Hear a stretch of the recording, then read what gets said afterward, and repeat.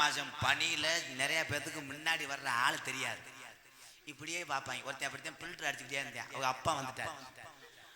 Phone இன்னும் நல்லா ஊதுங்க போ எப்பா. இது தெரியாம ஒரு பொம்பளை வெளியேறதுக்கிட்டு இருந்திருக்கு. அங்கன போய் ஒருத்தன் அப்படியே பனியில தெரியல. அப்புறம் மேல பக்கத்துல இருக்கும்போது பனிக்கு அதுக்கு சிறுமி இருக்காங்க. தீப்பெட்டி இருந்தா அந்த பொம்பளை இருட நொப்பமுண்ட உலக்கையத்திட்டு வந்து வெதரில் அடிச்சு அதுல வந்தவன் அவன் அந்த காட்டுக்கோழி மண்.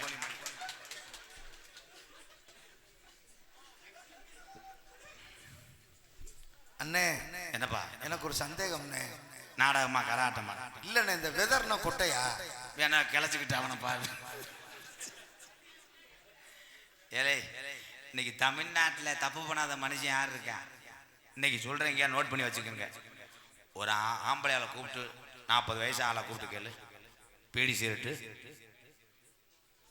அப்பா அப்பா கண்டிஷனாக வளர்த்துருக்காங்க. வெத்தலை வாக்கு கட்டிங்கி டிங்கி கணேஷ் போயில புளிப்பு நோ நோ எதுவுமே இல்லைன்னு சொன்னான்னா அவன் பொம்பளை வயசுல லோக்கலா இருக்கும்.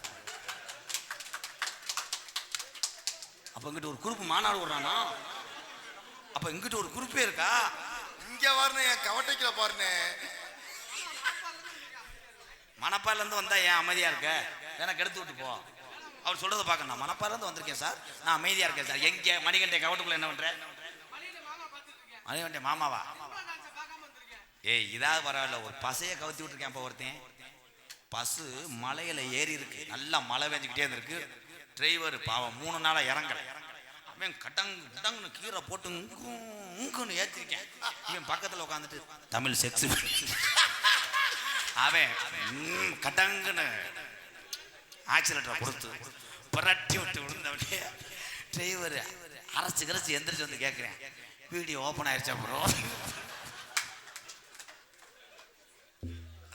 என்னப்பா துண்டு போடணும். மதிப்புக்குரிய காவல்துறை சார்பு ஆய்வாளர் ஐயா அவர்களும் அவருடன் வருகை தந்த உதவி காவல்துறை என் அன்பு நண்பர்களும் மேடைக்கு வரும்படி வாழக்காவட்டி கிராமத்தார் சார்பாக அழைக்கிறாங்க. ஐயா வரும்போது துப்பாக்கியை கொண்டு வாங்க. ஐயா ஒரு 3 பேர்த்த சுடணும்யா. சைடில் இருந்து பேசிட்டே இருக்காங்க. ஏன்னா காவல்துறை அதிகாரி ஐயா அவதாரம் கட்டியிருக்கேன். முதல்ல நம்ம சமாளிக்கலாம்னே. திண்டுக்கல் பைபாஸ்லையோ டவுனுக்குள்ளேயோ பஸ் ஸ்டாண்டுக்கிட்டே போலீஸ் பிடிச்சாங்கன்னா நம்மளால போகும்போதே எல்லா கொஸ்டின் படிச்சுக்கிட்டே போவேன். மறைச்சா என்ன சொல்லுவான்? அம்மாவை சொல்லுவோமா அப்பாவை சொல்லுவோம்? அம்மாவை சொல்லுவோம். விட்டுருவா. ஏய் லைசன்ஸ் இருக்கா? ஐயா லைசன்ஸ் எங்க அம்மா ரொம்ப முடியாம அவரு டேய் லைசன்ஸ் தானே கேட்டேன், ஏன்டா அழுகிற? பொண்டாட்டி வேற பிள்ளை வத்து போயிட்டாருங்க. பிள்ளை வத்ததுக்கு நான் என்னடா காரணம்? லைசன்ஸ் இருக்கா? ஏ ஏட்டையா ரொம்ப அழுகிறேன், போடா நாளை பண்ண லைசன்ஸ் ஹெல்மெட்லாம் போட்டு வரணும். இப்ப தப்ப முடியாது. இப்ப பயலுகள்லாம் பார்த்தா சீரட்டு 2 அடிச்சுக்கிட்டு போலீஸ்காரில் பார்த்தவனே அப்படியா ஏட்டையா அவனுக்கு ஒரு 5000 போட்டு விடுங்க.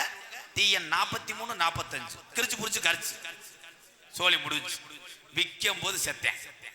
வண்டி வித்தது 55. செல் அடிச்சு பார்ப்பேன் எவ்வளவு ஃபைன் இருக்குன்னு. 97,000 மண்ணெண்ணெய் ஊற்றி அரிச்சிட்டு கந்தனுக்கு 60 ரூபா வெற்றி வேணும். ஐயா வணக்கம். ஐயா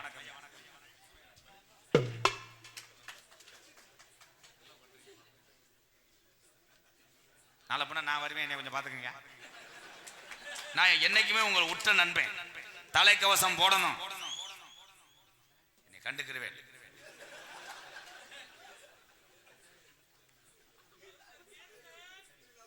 என்னது கேஷா?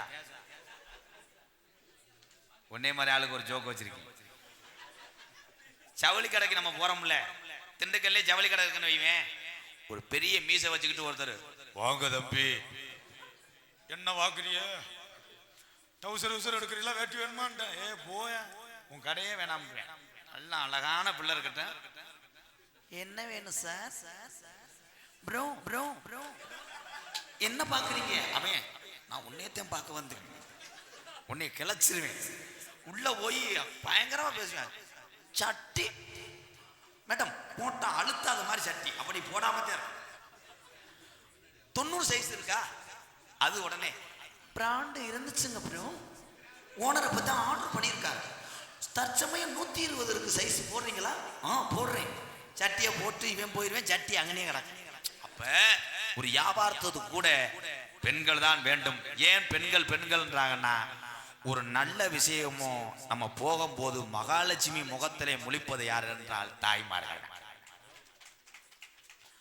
மேடம் உங்களை பத்தி சொல்றேன், அப்படி எரியிட்டீங்களே. இதே சீரியல்ல ஒருத்தனை போட்டு அடிக்கட்டும், எல்லாம் கக்க கை தட்டுவியே. உலகத்திலே உழைக்க பிறந்து தன்னுடைய குடும்பத்தை ஆயுள் உள்ளவரை காப்பாற்றக்கூடிய ஜீவன் ஆண் வர்க்கம் தான். நீங்க பெண்கள்லாம் என்ன செய்றீங்க? லோனை வாங்கி வை, லோனு 15 லட்சம் 20 லட்சம் வாங்கி வை. லோனுக்காரே வந்துட்டா வீட்டுக்குள்ள படுத்துக்க, அவன் வெளியே கட்டில போட்டு படுக்கட்டும். இப்ப அரசாங்கம் ஒரு சட்டத்தை கொண்டு வந்துட்டாங்க, வம்படியா காசு கேட்டா சுத்தம்.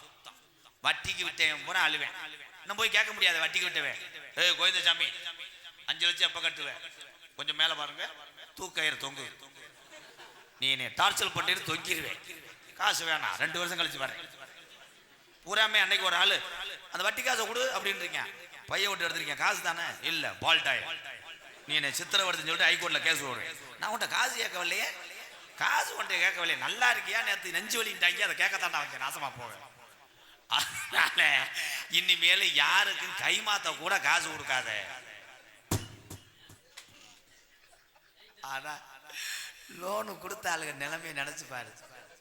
ஏற்கனவே பொம்பளைய 16 அவுசாரி போய் ஓடும். இந்த லோனுக்காரன் வந்துட்டு அந்த காலியத்தை உன்னை கேட்கட்டும், அந்த கருப்பை உன்னை கேட்கட்டும், உன் கை கால் விளங்காம போக. அவன் போகும்போதே வெட்டிக்கிட்டே போவேன். அவனுக்கு ஒரு வீட்டுக்கு போகும்போது, அந்த போன வாரம் அந்த பொம்பளை சொன்னுச்சு கை கால் விளங்காம போயிடுவேன், ஒரு மாதிரியா கால் இழுக்குது.